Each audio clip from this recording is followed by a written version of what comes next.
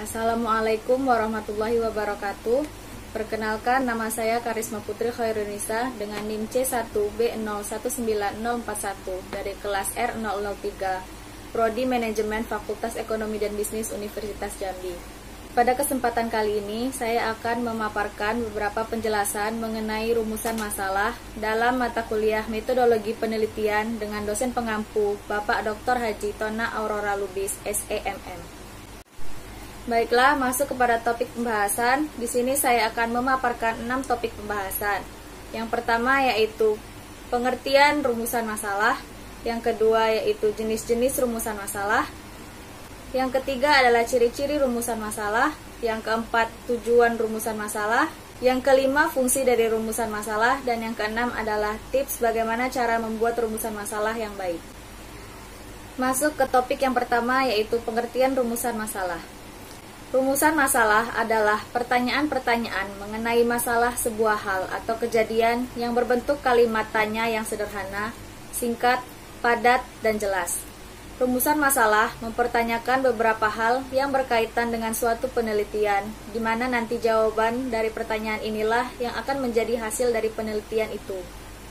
Seluruh bahasan di dalam laporan penelitian, termasuk juga seluruh bahasan tentang kerangka teori serta juga metodologi yang digunakan, seluruhnya mengacu pada perumusan masalah.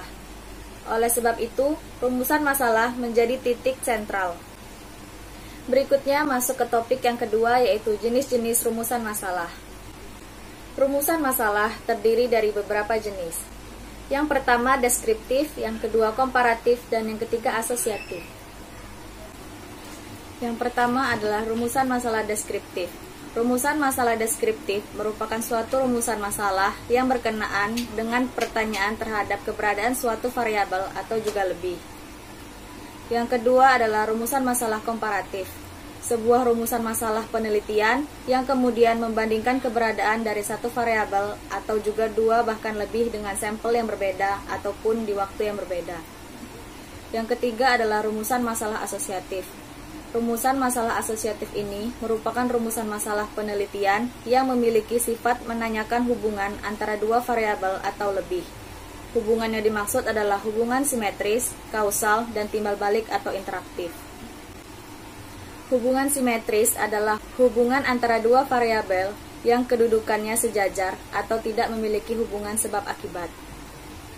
Hubungan kausal adalah hubungan yang menunjukkan sebab akibat. Hubungan timbal balik atau interaktif adalah hubungan yang sifatnya saling mempengaruhi. Selanjutnya adalah topik yang ketiga, yaitu ciri-ciri rumusan masalah. Yang pertama, rumusan masalah dibuat di dalam bentuk kalimat tanya. Yang kedua, dibuat dalam kalimat yang singkat, jelas, serta padat. Yang ketiga, memberikan petunjuk ataupun juga menjadi poin sentral di dalam kegiatan atau aktivitas penelitian sehingga para peneliti tersebut mampu untuk mengumpulkan data serta menjawab pertanyaan yang kemudian disampaikan di dalam rumusan masalah.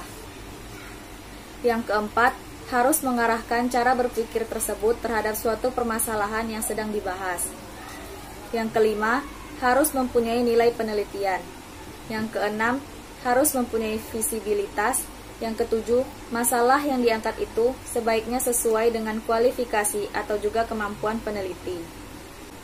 Selanjutnya topik yang keempat yaitu tujuan rumusan masalah. Prosesi penyelesaian di dalam rumusan masalah berhubungan erat dengan keapikan yang terdapat di dalam karya tulis. Rumusan tersebut sendiri memiliki fungsi serta tujuan. Di antaranya, yang pertama menjadi alasan. Tujuan pembuatan di dalam perumusan masalah merupakan alasan mengapa penelitian tersebut dilakukan. Yang kedua, pedoman. Tujuan batasan rumusan masalah ini menjadi pedoman yang dilakukan oleh sang penulis di dalam menyelesaikan karya tulisnya.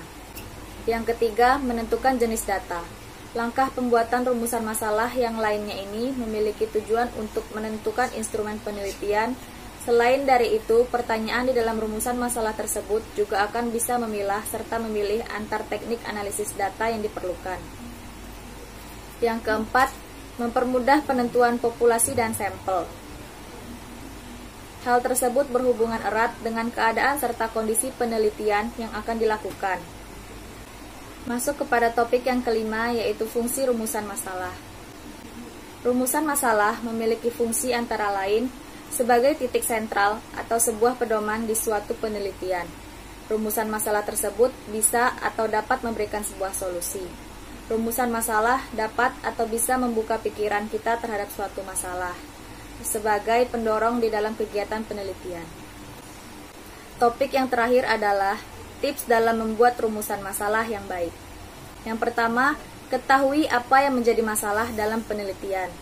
Yang kedua, pikirkan mengenai hal-hal yang menjadi pertanyaan pada sebuah penelitian secara kritis.